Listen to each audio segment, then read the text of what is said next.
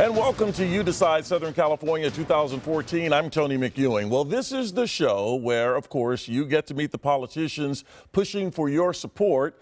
We're going to ask the candidates the questions that we think matter to you about those issues that we think matter to you, and then you decide if the person deserves your vote.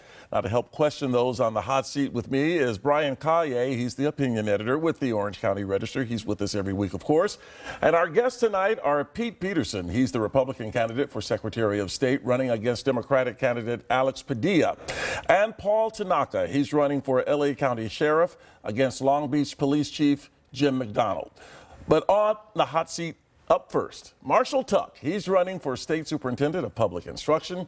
And two big issues in this race are using student test scores to evaluate the jobs that teachers are doing and changing the state education code so that public schools can run more like charter schools. His opponent is incumbent Superintendent Tom Torlakson, and we welcome Marshall Tuck to the hot seat tonight. Thanks for having me. It's nice to be on it. Brian, go right ahead. Thanks, Tony. So no one would have thought probably a year ago that the hottest statewide race in California was going to be your race, the top education post in the state.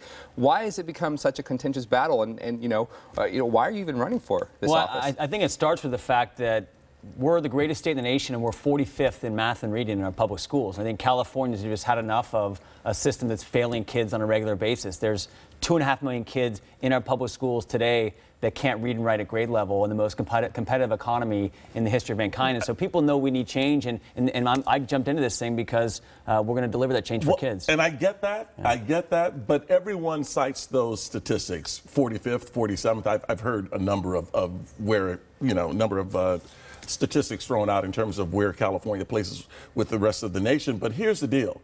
What are you going to do that your predecessors haven't done? Well, I'm going to do what I've done for the last 12 years, Tony. I went into the lowest performing schools in Los Angeles. We opened high-quality charter schools in South LA and East LA. We also took over the lowest performing traditional public schools. We graduated kids at rates 4 times neighboring schools. We actually had the highest improvement in math and reading